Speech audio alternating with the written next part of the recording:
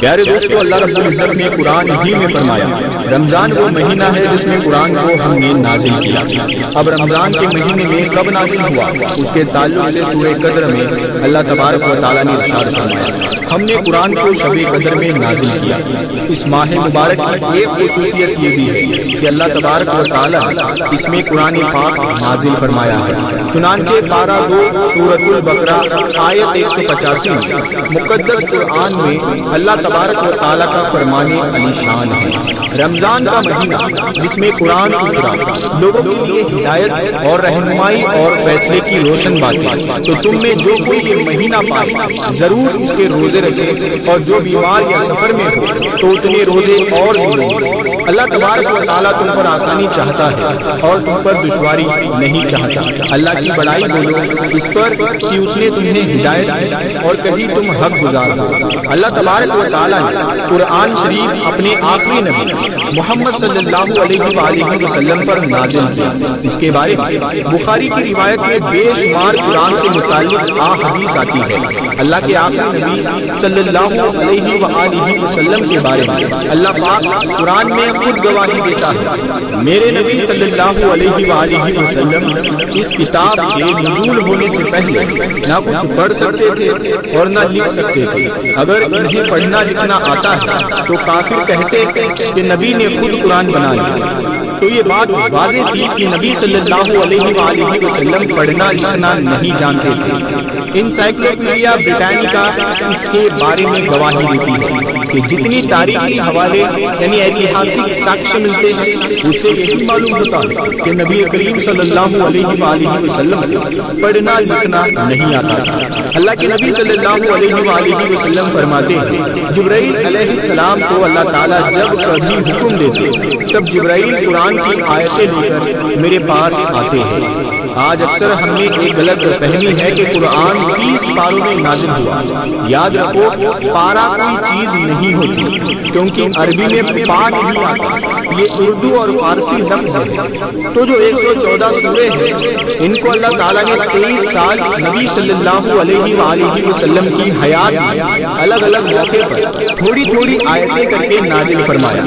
جبرائیل علیہ السلام آتے آپ پر آیتیں نازل کرتے ہیں، آپ کو یاد کرواتے، جس کے بارے میں قرآن میں ہی اللہ تبارک و تعالیٰ نے فرمایا اے میرے نبی اس کی تلاوت میں جلد بازی سے اپنی زبان مت پھیریے، ہم آپ کو اس کی قرات کرائیں گے، اس کے معنی سمجھائیں گے اور اسے جمع کر کے آپ کو دے دیں گے۔ تو نبی صلی اللہ علیہ وآلہ وسلم کو جبرائیل علیہ السلام کے ذریعے اللہ رب العزت قرآن کی آیتیں سکھاتے ہیں۔ پھر ایک رمضان سے اگلے سال کے رمضان تک جتنا قرآن نبی صلی اللہ علیہ وآلہ وسلم پر نازل ہو جاتا اتنا پورا حصہ جبرائیل علیہ السلام آپ سے بار بار سنتے تاکہ حفظ اچھا ہو جائے۔ قرآن کا جتنا حصہ جو نبی صلی اللہ علیہ وآلہ وسلم پر نازل ہوتا اتنا آپ صحابہ کو کہتے۔ صحابہ ان کے زمانے میں جو کچھ بھی لکھنے کے سادھن ہوا کرتے تھے وہ ان پر وہ آیتیں لکھ لیتے تھے، جیسے پتھر پر، کھجور کے درختوں کے پتوں پر، جس طرح بھی لکھ سکتے تھے وہ لکھ لیتے تھے اور اپنے گھروں میں محفوظ رکھ دیتے تھے۔ اس طرح الگ الگ موقعوں پر قرآن نازل ہوا۔ اللہ کے نبی صلی اللہ علیہ وآلہ وسلم کے اس دنیا سے رخصتی کے بعد حضرت ابو بکر صدیق رضی اللہ تعالیٰ عنہ مسلمانوں کے پہلے خلیفہ بنے۔ آپ کی خلافت میں مسیلمہ کذاب نام کے ایک شخص نے نبوت کا دعویٰ کیا۔ حضرت ابو بکر صدیق رضی اللہ تعالیٰ عنہ نے اس کذاب سے جہاد کیا۔ اس جنگ میں تقریباً 70 صحابہ شہید ہوئے جو حفاظ قرآن تھے۔ تو حضرت عمر رضی اللہ تعالیٰ عنہ حضرت ابو بکر صدیق رضی اللہ تعالیٰ عنہ کے پاس آئے اور کہا کہ اے امیر المومنین، اگر حفاظ اس طرح ختم ہو جائیں گے تو قرآن الگ الگ گھروں میں الگ الگ حصوں میں رکھے ہوئے ہیں، جیسے سمجھنے میں لوگوں کے لیے پریشانی ہوگی۔ لہٰذا ہم ایک کام کرتے ہیں، آپ سب سے کہیے کہ جو بھی قرآن کا حصہ انہوں نے لکھا تھا وہ پورا لائے، ہم حفاظ قرآن کو کو بٹھائیں گے، پورے اوراق کو ترتیب سے جمع کریں گے اور جمع کر کے ایک جگہ سیدھ دیں گے۔ لہٰذا ویسا ہی کیا گیا، ایک نسخہ بنایا گیا۔ تو پہلی مرتبہ قرآن نے کتاب کی شکل لی اور اس کو رکھا گیا امہات المومنین حضرت عائشہ رضی اللہ تعالی عنہا کے گھر میں۔ پھر بعد میں جب عمر رضی اللہ تعالیٰ عنہ خلیفہ بنے تو اس نسخے کو لایا گیا عمر رضی اللہ تعالیٰ عنہ کے گھر۔ عثمان رضی اللہ تعالیٰ عنہ کی خلافت میں اسلام عرب سے باہر بھی پھیل رہا تھا، ایران، انڈونیشیا، افریقہ، اسی طرح بھارت پر پھیل رہا تھا۔ اس دوران جو غیر عربی لوگ جو ان کی عرب ان کی مادری زبان یعنی ماتر بھاشا نہیں تھی، لہذا قرات کرنے میں غلطی کر رہے تھے اور اپنے قرات کے حساب سے جیسا چاہے لکھ رہے ہیں۔ لوگوں عثمان رضی اللہ تعالیٰ عنہ سے شکایت کہ قرآن کو الگ الگ طریقوں سے لوگ پڑھ رہے ہیں، لہذا آپ نے کہا کہ جس کے پاس بھی لکھا ہوا قرآن وہ سب لایا جائے۔ سارے نئے لکھے قرآن کے نسخے لائے گئے، ان سارے نسخوں کو آگ لگا کر جلا دیا گیا۔ آگ لگانے کا حکم اسی لیے دیا گیا کیونکہ اللہ کے نبی صلی اللہ علیہ وآلہ وسلم کا واضح ارشاد مبارک تھا کہ کہیں اگر قرآن لکھی ہوئی ہے تو اسے پھاڑو مت بلکہ دفن کرو یا اسے آگ لگاؤ۔ لہذا ان تمام نئے نسخوں کو جلا دیا گیا اور پھر وہ پہلا نسخہ یعنی ماسٹر کاپی جو حضرت عمر رضی اللہ تعالیٰ عنہ کے مشورے پر بنایا گیا تھا، اسے حضرت عمر رضی اللہ تعالیٰ عنہ کے گھر سے لا کر صحابہ سے کہہ کر اس نسخے کی 7 کاپی بنائی گئی، کیونکہ آپ کی خلافت میں اسلامی حکومت کے 7 راجیہ ہیں، ہر راجیہ کا ایک گورنر تھا، لہذا ہر راجیہ کو حضرت عثمان رضی اللہ تعالیٰ عنہ نے اپنی خلافت کی سیل منگا کر ایک اوریجنل کاپی روانہ کر۔ آج دنیا میں ہم جتنے بھی قرآن کے نسخے دیکھتے ہیں اسی قرآن مجید کی کاپی سے بنے ہیں، لیکن اس پر زیر زبر نہیں تھے۔ قرآن مجید کی ان 7 کاپی میں زیر زبر نہیں تھا